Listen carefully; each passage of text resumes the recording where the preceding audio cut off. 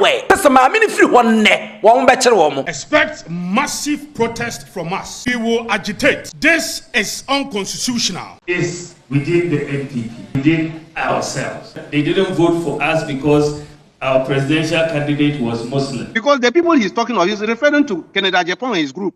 That's why he's referring to. We still suffered a heavy defeat. And they will bring him back to 30%. He himself is positioning himself. He wants to be the next flag bearer again. And say Otumfour said to Ababe Drew Ghana. Otumfour Ababe Drew. Amfa case in Metumenim na me amemo anen ko Otumfour. Yen somoyfo nyina kwaba ebiem emra dwumadie so as usual. Meni abusuan pani kofu so adiomi ena atenase a ensama ekoso ewo oman Ghana mu. Ye babedi nkomo na afi bibia aye kama ensem bebre ena free president His Excellency John Mahama, Papa na so eba atenase yere mu nsem nyina eba afi NPP amanyuko no yebeboro ho sanse information bi fi ho eba Honorable Kennedy Agyapong ene Dr. Bawumia NPP womo thank you to womo kono ensem bebre ene fi ho eba weni nsem fufuro bi ni aboaboa no a yede ni nyina ebre ayefo baransa na busua yebekwen nsem so no ebese urasa issue mu emame ense na nabidi abetudwa se Ghana for yen expected demonstration kese a omuba be de His Excellency John Mahama ene na ban efa Chief Justice ho enti video no ha be 1 minute pe yenko tiemra ekoba minim se enkomodie bebre ewachi attack. Do not think that this attack is on the person of Chief Justice Tokuno. No, it is the entire judiciary. Expect massive protest from us. We will agitate. We will not sit down quietly. We will agitate. This is unconstitutional. From the NPP. Okay, Yabushia, Baba, and then some no doson bakitu abi. Yewe hu adwuma ma me. Mamentia yarefo na ye na wo masese de bia o mo patronize nyame nhyira mo na ontomo nkwanem. The writer nwanwa. Uni se edi ntina ebema wei asi. Nwanwa wo dwene ho a wo nte ase na ade ba akope. Yese ba bi Otumfour wo bon pam no na ho hia ne pa. Enti sa wo Chief Justice sa ni nsema abeya aban na nam constitution no so ye nyina enim se kwan ya wonam so a abeduru senne maame no watwena sensen no onam constitution no so se the constitution ne kan wo ye na edibesia na rese the NPP eni esi abre no a ade ba akope se bi onipa wo mo dan no wo mo nso so na ate di odidi mu bidie no enne wono na ne mpada ho a wodampa no so a ne nsagu no bo no meka dia kosi se NPP ni da so sese dia ka nyina wo Ghana High Chief Justice already no police IGP abayna sesa no soldier commander armed forces abayna sesa no so those institutions ni nyina no abayna sesa ni nyina de aka judiciary ana afei no Electoral Commission and Judiciary ni dimutintima power NPP abrabom se niema be koyie di ama wo mo ama the so called corrupt allegations na this government e dia tototo former appointees no so motimi ade wo mo ho a court no be kwa copy na se copy mu wo court a say court of appeal o say hini o say Supreme Court no enipa ba ko a o say e wo asem e be kwa copy ho no mu no the Chief Justice Mami Isaba Araba Tukunu. Onu no wo say. Onu no oba appointed judges a one month case na. This current government or they ban what they about to any former appointee of NPP government. And some onu na one oba appointed ya.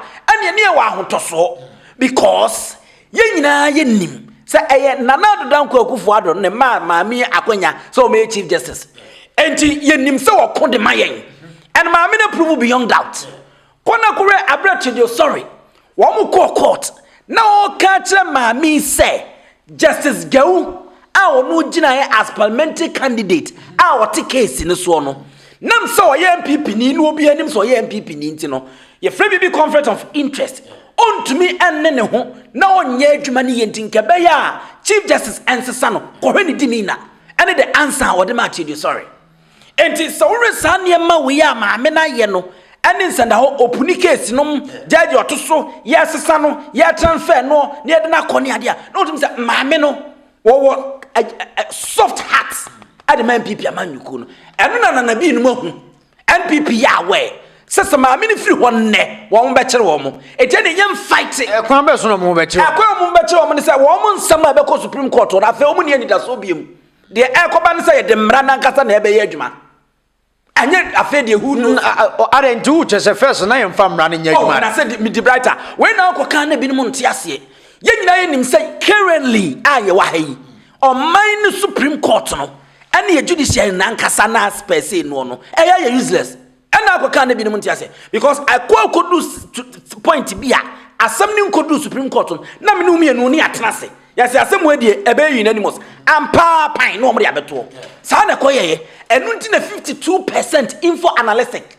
wo mo survey wo de aba no Ghana for 52% say maame ni wo mo nyini fro chief justice enu nti NPP e wo gidie wo mu sasa asem ko maame ni betimi aboa wo mo agidi amo wo mo enu ne anibere yi na sanye saa John Mahama and this current government on constitution so constitution say obi trust some at the chief justice so say yin free one ma tani farmer council of state is trust some na say e asema was ye tra so a yenti committee foforo no mo nso ntra so constitution na na eka constitution say edu saade a ene na chief justice no yen suspend no say be a conference of interest emma ni betimi ahwe ni nsem no eno no osanam so wadi so a wa appointing na wunim ewiase ya na mpe chese John Mahama onamra so na adwuma onamra so for now no ye ni ayen call law school ni ade no ye read the constitution ni kakra brofo na omde tro ye no a ye te ase no emra no nam so abasa mbifo ne se maame na adwuma so ani nti enye na se so se NDC fo be yi na fi wo na be determine se maame na adwuma so ani ana na adwuma nso ani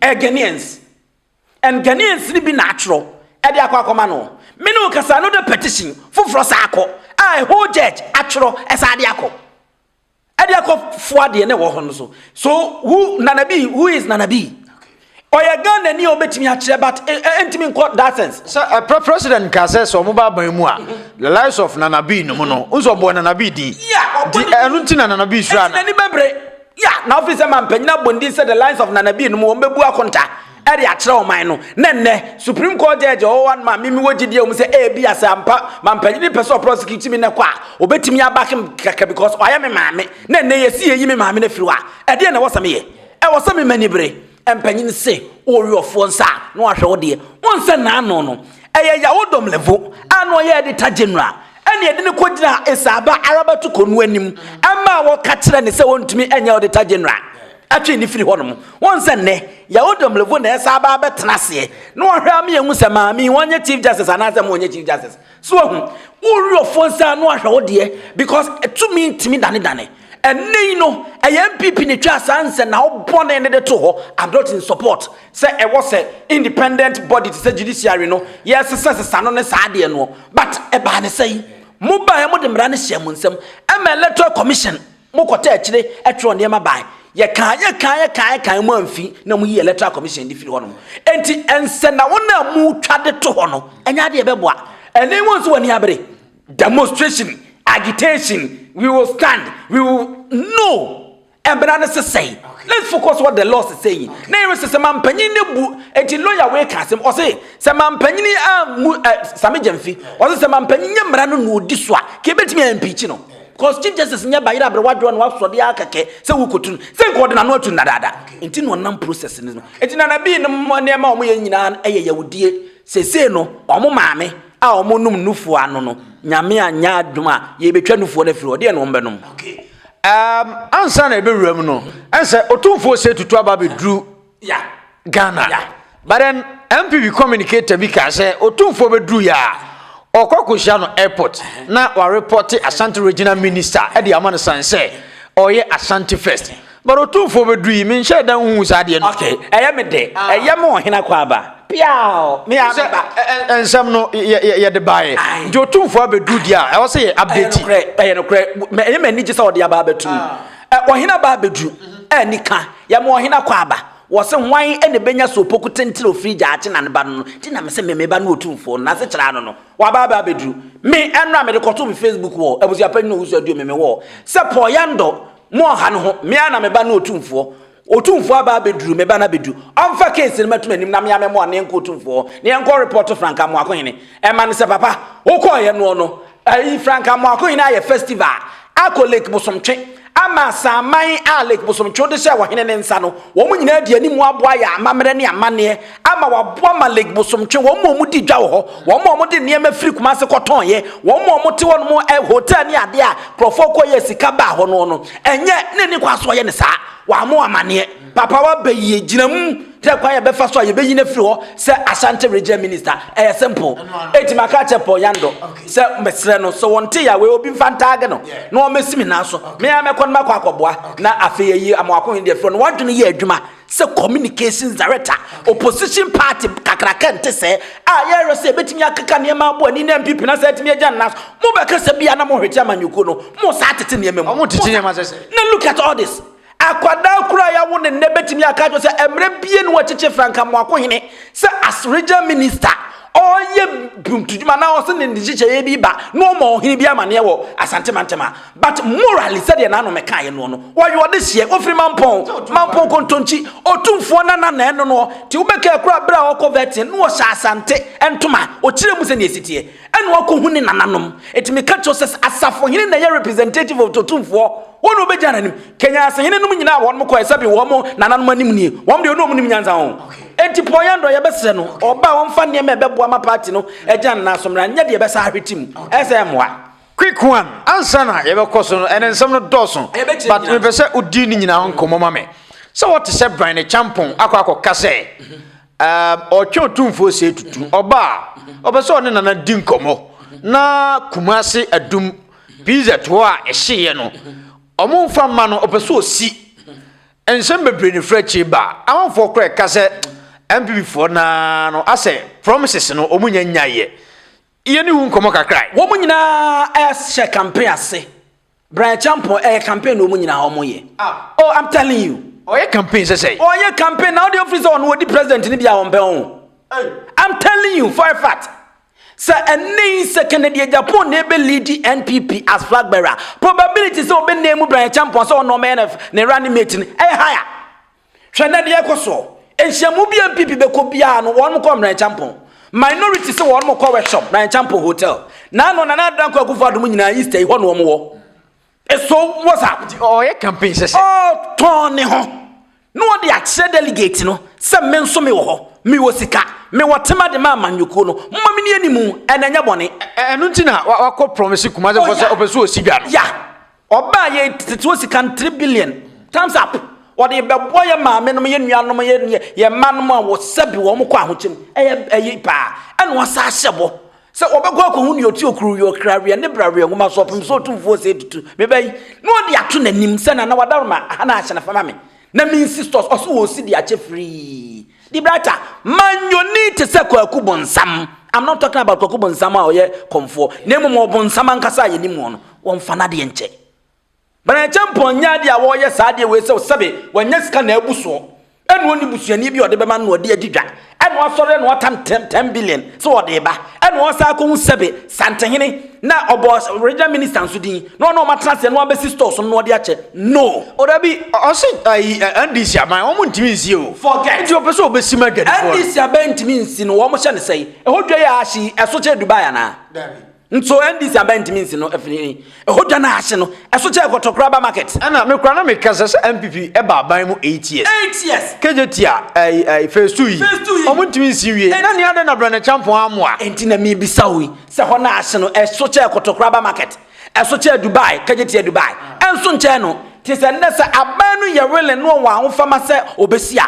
I don't think se bad in the NDC for and nobody obienu wo to me so bet me aye say dwane si ho no said this current government. I'm telling you even Otumfour krati ase eye Otumfour asase and what they are made for no. Over to me, Casas, and I fed the dear dreaming for Madrid in Ibiabim, Mema by Nancy. But so 2 4 and just still I made the Madrid for now. On one nim, say the government and they would to me, so bet me, see. Do the Sebran a champion throne a watcher. I told you, what they are for cloud chasing. And what they Basa, woman does so a besine woman the entire Molusu, you know, because somebody pimp do me and die. And the brand jump on there a campaign. And now all year, and check, would you miss free next year? Cono, but would you miss what Ghana Hanum? And you may bring the back when people are man you could more. And he a bay nine, never don't obey any capa. And only a shassia, ye would a warm up. Crank. Ye be do honum. Okay. Now, Chamon to me. What is when you want freezing account? Oh, yeah. Mate, say, one more FIB as a mammy and modi or more freezing account. No, now the entire freezing account and the brighter a simple. Any idea? One says Financial Intelligence Center. One more and one more freezing account. No, FIC. Na freezing or more freezing account in na a conta mining. And one bassamo, any idea. It is all rest of the almost see Abu Bodina, Bernard and Jibosiako chairman, a conta mining, and a Hallmark City Civil Engineering Limited. A conta mining Bernard and Jibosiako, Hallmark Civil Engineering Limited. When we now a accounter, Bernard and Jibosiako, officer a dia for now, no, one more suspected money laundry. Obia what this Kahu Juma when in the Kwampapaso. One family council on what this Kahuja. And until Sasana Tedia, and your number necessary. For now, no, I contain mining and casa license, no, Muntian Yepa, Moya Yuriana Montiasiano. I contain mining and casa license, no, a binary revoke, only license or the Edma. And then down on Americano says a binary revoke, it means that be bewo because Minya Bonia, the brighter won't me for once and to make Rata, Mama Conya as a journalist, Menfanyajma, unless our efforts, no, my breaky. Mebuso and you bet me at my lines is a free minsem. Tis a minute me at your contamine lines is a free sema. For now, no, unless so on to me back court. I'm a court no prove say. A binding it to me. So what's a warm and as a mineral commission any to me. So much your contamine lines is a free in some. Dear Yajina son said, only licenses, only to me, only a conya was so to me the Yajma. So near conya out to me Yajma dia. And then my catcher say. A crata ya de mouse the brighter fire Jumano, Emra way, Wobuso. Nas Wobumran so dia, and ya no quaya will fast so winya will sika. Edi Kogu wanka South Tumuno, and your grandpapa.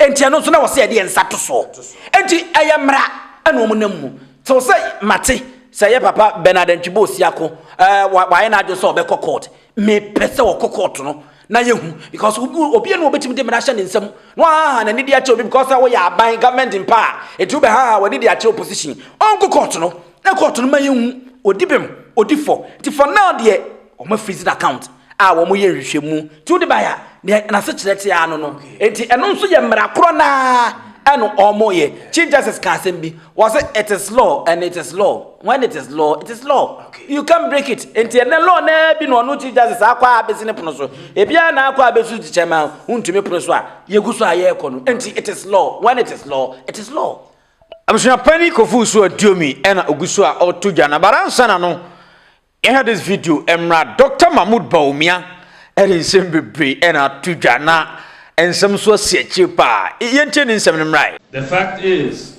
we worked very hard. We tried to get everybody involved. As you know, the General Secretary was the Director of Operations for the campaign. The Women's Organizer organized the women. The Youth Organizer organized the youth.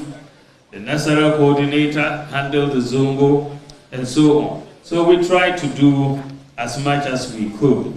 Notwithstanding our hard work, however, we still suffered a heavy defeat. And when you look at what happened, you see that it was internal. Many of our supporters did not come out to vote.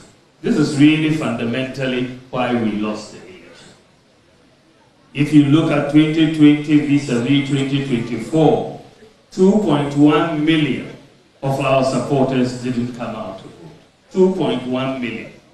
And you look at John Mahama's votes, his votes went up by maybe 115,000. So he increased by 115,000 and we went down by 2.1 million. And that is basically why we did not win. So the key to victory going forward is within the NPP. It is within ourselves because we decided not to vote. So if we decide to vote, we would win. So the key is ourselves. It is ourselves. So that is what we have to understand and take going forward. When we finished the election, there were so many people who were giving different reasons for why we lost. So many different reasons. But people were speaking without data. And you know you can only speak forcefully with data. When you look at the reasons people were offering, one of the reasons people offered was that they said that they didn't vote for us because our presidential candidate was Muslim. Have you not heard that? Didn't you hear that? When I heard that, I said, this doesn't make sense. This is not the Ghana that I know. Because if you look at it, we went for primaries. We had 10 contestants. I was 1 Muslim, 9 Christians. But the NPP voted for the Muslim presidential candidate. So that could not be the case. So I decided to do some data analysis to test this hypothesis. And when you look at the data is very clear. In many constituencies across the country, the NPP presidential candidate performed better than the Christian parliamentary candidate. In many constituencies across. So it couldn't be if they were voting because of religion, I shouldn't be performing better than the Christian parliamentary candidate. Even my good friend, Otumfour, who is giving a lot of heat to the government at the moment in Parliament. Otumfour is a reverend father in Otumfour, as in South. But I did better than him in his constituency. So he did so well. I mean, he did and mobilized the votes for me, and I thank him very much. But if you look at all across the country, the fact is that there was no religious factor in the voting. It is only propaganda. There is no religious factor. And in fact, you know, we sought to see so many different institutions undertook research and undertook studies to answer the question.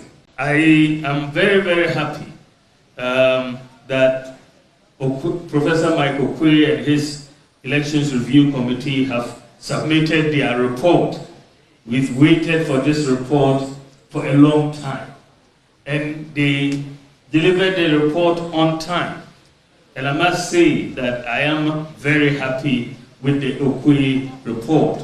It has put to bed a lot of the propaganda that was going around about exactly why we lost the election. And because I want us to be united, this is why I am departing from the normal thank you tour that we have held. Normally, whether it's Edubuahin, whether it's Kufuor, whether it's Akufo-Addo, the presidential candidate has just basically gone ahead and done a thank you tour. We are doing it differently this time because I want unity. And that is why I have said that I want to go with the party and also to invite my former contestants, the aspirants who contested me for the primaries. They should come and we'll all go and do the thank you for the country so that we all show a united front for the party so that we can build on it going forward. Dr. Mahmoud Bawumia, anode. Makacho say your campaign emu ano. Sa thank you to you nyina no eye to Dr. Alhaji Mahmoud Bawumia ne MPP eye. But Mahu Honorable Kennedy ewo Unhunu ho. Ono ko thank you to for what? But say we no NPP for nyina na eye wo. Ayem unhunu say NPP, but I'm telling you say Bawumia. Sir. What can some be? Osena nka wo say thank you to no kwa banda dada. But now or hade. One about nanka wo say thank you to no NPP ya banda dada. Na ne ye twa ade se ne be ansa ne be but osena wo say nka mabanda dada. Dr. Laji Mahmoud Bawumia na ekọ ne thank you to. No sade aboabo base na no. Ana osa ka se wa frɛ ai omo no mo contest ye ni nyina. Hwɛ ne nsɛm a wo ka no. Ma frɛ wo mo ɛna ma ya mi data analysis. Mehu sesei. Dr. Laji Mahmoud Bawumia kasa as running mate and as a candidate e ma NPP a okodi nkuguo. No sa upper grounds. No dia nsɛm dia che delegate say enye miminti na NPP reye. Na yesei eno no ye no. But I am one say obia aya na ne nsɛm o kasa data no. But nitem bia Dr. Laji Mahmoud Bawumia be kasa no. Otim say ono an kasa no data no. Se won tiasi o sa na nso ayeboapayo I don't know. Ehini fa no fine ya wo hunu say 2.1 na anto aba. No, wo mu nyina ye NPP for. Ano ne question na yibisa. Eyade na Dr. Laji Mahmoud Bawumia hunu say Yamman say 2.1 for nya omo MPP for. But I dey no say 2.1 for no omo MPP for nya san ko mkoto aba ko mbesa to dia MPP. Another question me bisa Dr. Laji Mahmoud Bawumia no. So you see, ana okra so kan say Ashanti region, baby to Ashanti region, they are na abana na siba boom no. This time NDC for more money e din wo. Enti am before entimen wiem. I am telling you for a fact. But mo say Ashanti region man to aba. For data deny enchno. Ashanti region nim for na to aba no momra. Ehini for na to aba. The writers ya register in 27 impo enne. Ye registration. Na say yenya the brighter constituency. Enipa ewo no ye 10 na register ya. Enkodro nwumre mutu betimi ewu. Unim za. Enkodro nwumre tu na ebewu emutu meso betimi atukwai e de free the brighter constituency. And you data no ne sa ne mana o kana wo say. O say we put all those things into consideration. And one more mo be yare da ya sabia. O mu ntumi nkonkoto aba ne bi. They are also part. So, we base ne say 2.1 na nkoto aba o mu ye NPP fo ntin ko beto amai. Tie wa kan asem bi. Say eye religious aye kam asem no enya no. Ene ma odi entwo. Nya oye Muslim ntia. Ema odi Reverend Tim Fodjo eye mfato ho. Sa I wonu mpo ne constituency no. Ono Dr. Laji Mahmoud Bawumia obo ono modern de che ono ye Christian no. But me nshadante se Ghana for e de sade no din komo se because of Dr. Mahmoud Bawumia ye nkramoni nti e na walusu. Amanfo se na ne niam nkoyie eno nti no moto abetia. Me read you ade bi wa hade acho but quickly ma menye we. So MPP for say you religious no mudi lusu ya wo ma na shase. I'm telling you, me try na me woni ho. Me ka kire wo etu wo mofo. Say Eastern region, wo mo minister. Ah no on ma sa time on no di ka shase. So wo ye kramoni bia wan to aba mfa ma Dr. Laji Mahmoud Bawumia bia no haram. No great. Obe kaya. Ama me ka say bia all trade the corner that path ni ehun. Because according to chat no, enkramofo wo Ghana nyina ne 19%. A Christopher was 71%. Others, other religion ahodo. Ye ray. Sasani trade near Conadia. Kremoni bio ya Allahu Akbar do den mo mambo fombiano. Antona Bamfama Laji Mahmoud Bawumia. Wanya 19%. Christo ni bia so say hallelujah me wo fa hodie ono so nkoto na ba. No fa ma Christo ni. Enti mi kire mu say. Yanya 8 candidates no. Yanya Dr. Laji Mahmoud Bawumia.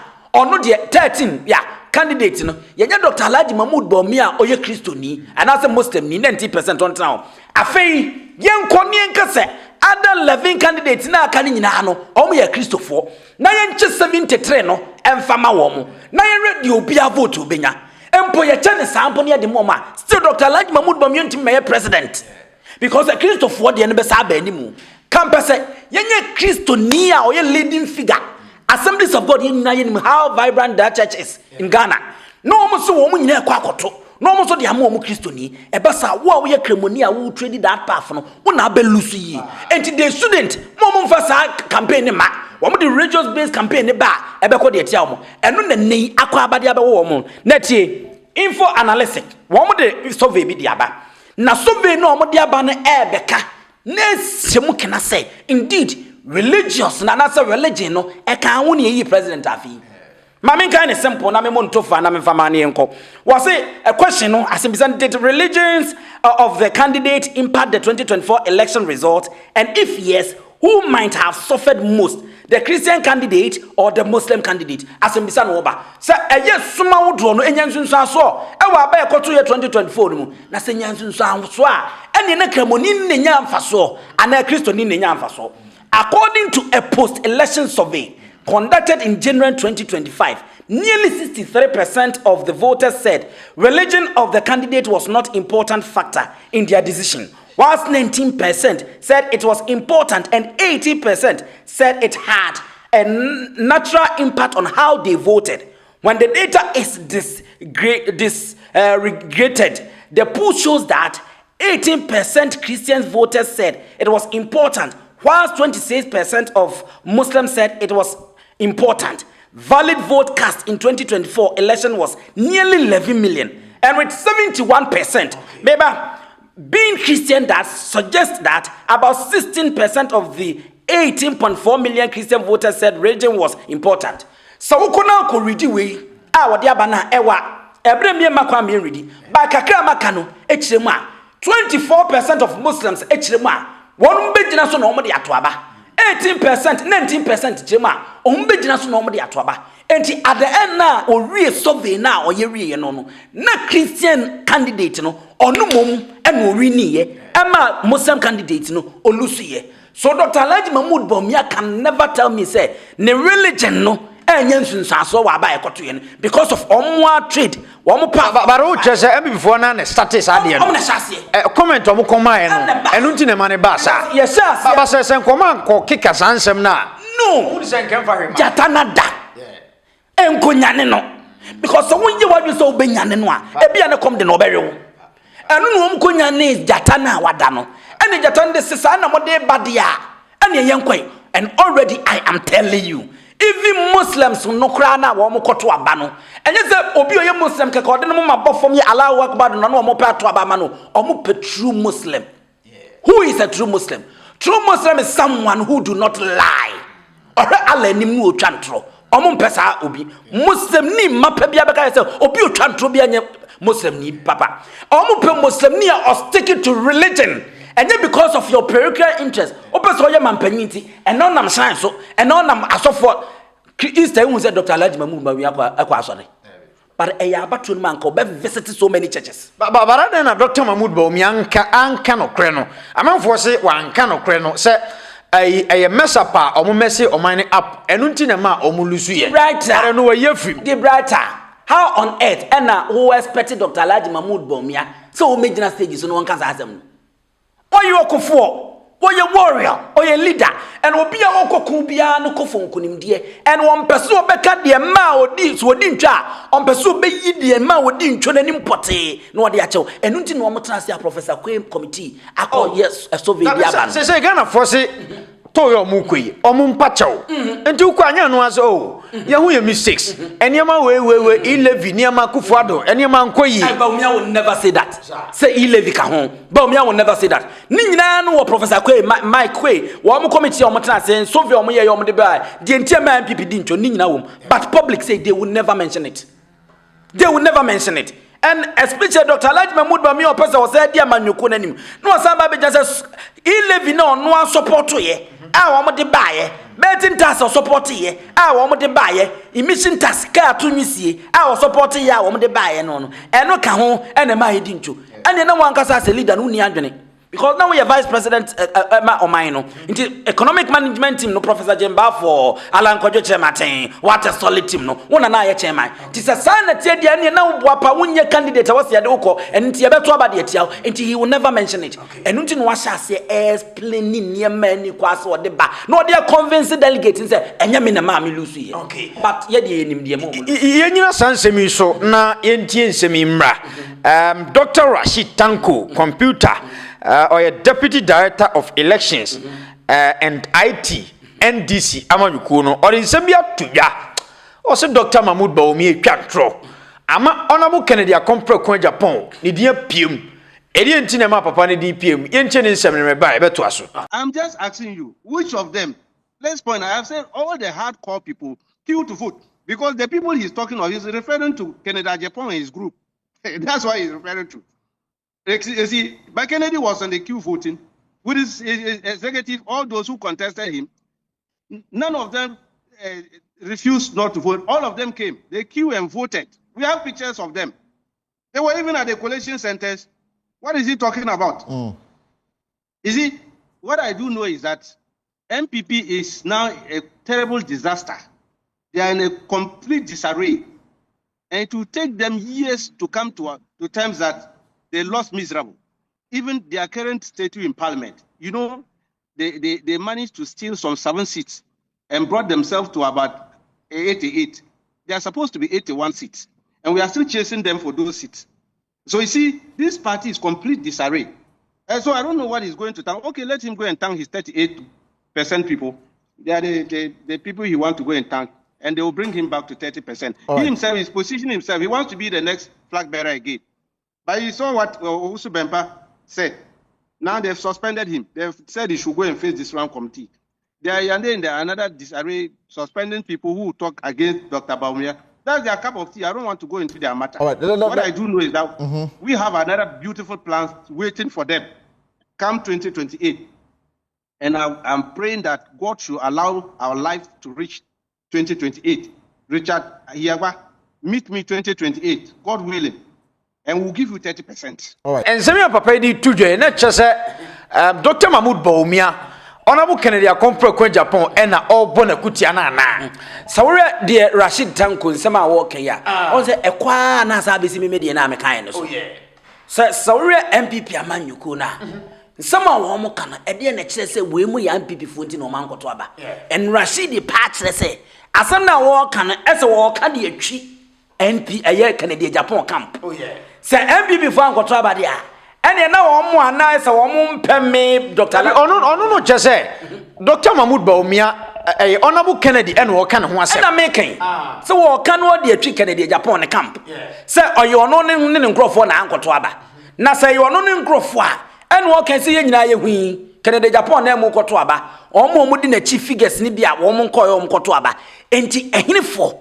ene wo mo refuse so se ala no so de ka ho oh yeah untimi nyi factor ne famfim kwa then ya to wie na 50% a one vote say netim mo be your president say alan one vote to cry the free one ma e call the NPP untimi nyi famfiri one mo so what you say afi yenre meka kire wo se bra ye koto aba no NDC for no mu lose election niti through 2020 ni 2016 no aba NDC lose ye no na metimu say eye wo mo a ena ma wo mo lose sa election hwe wo mo coalition center ho edruba bi ma tonse se din katie court onfa won mo figure se kire se isi awia wo mo mfa mara wo so agya ne fie doesn't make sense this wo man kasa kro mo ntimi nkoleti te se de 2024 aba ya to ye besi ne NPP ni mo figures no sa ne koye enam china nam ka se omo ICT center na ese KG2 omo computer laboratory some person mo win 2024 election omo nsesa no edu no masesa no am pass already 276 constituencies no mo bia computer e bia hwe wo mo center ho bae edu ba bi na tontomani mama no akwatan no wo hwe enu ntini ye to oba no wie na amanyumre be sana na omo declare say omo de omo nim so omo wi ni aba na wie e de parliamentary seat omo wi ni nyina de aba but na NPP entimi nkasa afei abatu omo nwiamu ni titira santemantem o ya se ya to Bantama Florida mebom Bantama nkwa matimi ba itimi twa voter region e ma free the whole region here bem you see and sorry ya Japanum and Joseph Yaminum aha no mu nyina kudwa to abla kwa no nyina free northern region one wo voter region ho e ja region wo betra man no ye campaign and ye de wo de shame Ashanti region enu nti enye NPP na antu entokro bi ni nwiamu bi ni niema na fa se eba ema wo mutimi di ko animu no enu na opposition party NDC timi tuatuaye I'm telling NPP I am telling NPP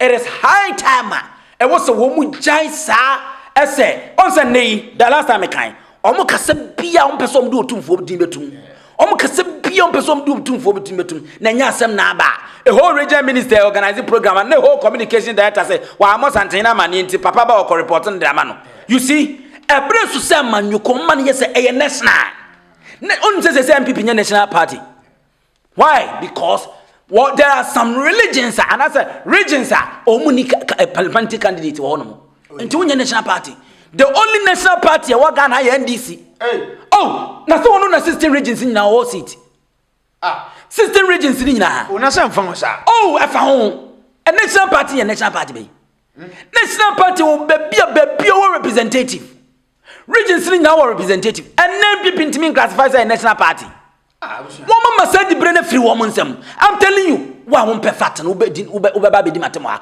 but so perfect now send no kra hinche ne nkontompo na ase na hincha ube gi atum se NPP nya national party do chese regions ni bi ho omuni seat e wo ho na mebua voter wo mu seat e wo he kire me wo di anya hwenu voter nkwa wo mu seat e wo he ni wo seat regions na voter nkwa wo ni seat wo no ma wo ya national party but NDC no e wo all the 16 regions or including Asante region omabu Bawumia meka no kra wo ka no kra wie ne abu wo kra wo kwa wo de no kra na ekwa wo ma na me 2 bedroom chamber wo na nyankopɔ de ama na me kra safo de me nyana me say so acha se afi Dr. Alhaji Mahmood Bawumia papa ka no kra en no kra bra wo ka wo to wo but wo twa to kontompo tim sa wo bre de NDC ni kan ekoba ne sa emfa ne se omo blemi honorable Kennedy Agyapong no uni say ebe boa MPP for them because eno no make no honorable Kennedy I don't think say omo program omo koyi wanko da bi onko so re kan Bawumia gina stage wa nna nka mbeken na wosenka me ba thank you to ne dadaada nanso bibi nti wosenka ba thank you to bai na wosenka MPP ya yes sir thank you to dadaada nanso na party mpanyufo meye hwe ade kakra afa ne awie nti na mpanyufo ye nyina ye ba no uhia unity enye ntichemu na sese mu hiu o sese no Dr. Mahmood Bawumia na hu ni se 2028 on na equality eso hu ni se party no na ye pani on equality hwan one na equality hwan na 28 no se bibia di hu adanse na 2028 MPP o makoye election awie o ma yifla ade na edi adanse ka kire me edi na edi adanse wo munya bibia nwie enti wo ha ne se one na equality yankoto aba enyi presidential candidate enti one na equality MPP 2028 no o mu ni candidate ne enne wo pe party no obi oye leader Jomtani Stephen Jim ono no ye party leader sane o constitution ni ka flag bearer wo to aba no mu nya yanko no leader wanya nti chairman na leader enti onya pomposam no onka no krese mumfancheye wo de o mpese o be explain ya mane ma kwachi wo kwa mumfancheye o se 2028 o mu fa aba no o be fa warrior bia ni won ma o kokon ka so obedi ntu sane wo se Dr. Alhaji Mahmood Bawumia ka no but Senator John Dramani Mahama so pese Ghana for ka no why am I saying say Senator John Dramani Mahama so pese Ghana for ka the obey ne be ma Ghana for ka se e koto aba de MPP okay anaye nto aba mfa MPP eti John Dramani Mahama say no no so be ka e wo 2028 ni mpuntu dwuma ne ne ma ode betu akwam ne be ma na boa ame so e koto aba de etia na san to aba nti enti message Dr. Alhaji Mahmood Bawumia enye ono nko a se MPP mpanyfo pese party sa sorry jan na so de ye nyina ye bompa ye na aye se Ghana league aye bo no ebrabon se kotokone has wo mukofum bia na Ghana bo na ye basa because upompo sa teams na kan obi na obetimi represent Ghana wa Africa yi dan kotokone has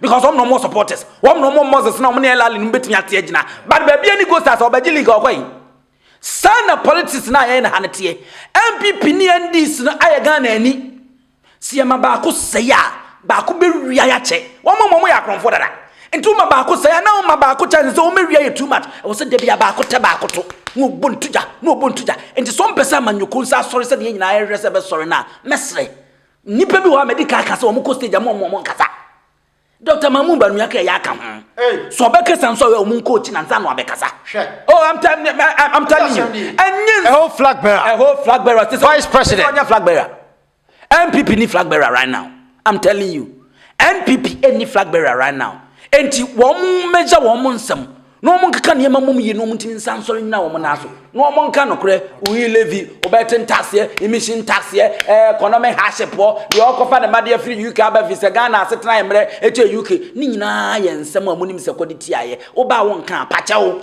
safe no mahase mo ka ne mamtu obi an ka no mra na mo ka men ko ye blame game o ya ne sa ebe hawo abusuafo ere masi ultimate fiancé nyame adawoma focus for aboy abaso enti ya nominate me say oba santemantem a newscaster of the year enti ye be say yarefo we vote through vote enti untimi vote how dey send this can mame fafa me am phone number no so na me am vote because ya na ye nuanom boga say oni bresa obo okran say wo hu ha obesi vote send ne bra na me am vote ne enkoje award no family di brighter na ne mentimi nkonkan ana mo vote mabusua na afi no onkoje award ne mra mo vote no bum bum bum na mame mbolo day of the year newscaster of the year Ashanti region and the poster na to so ai enti ye besere mo nya ne sa amfama ye na untimi nso asend this can bra ye ne ye be vote why okay di mo vote mabusua and the 10th May ya 9th May na vote ni end 10th befa ene ye koya awo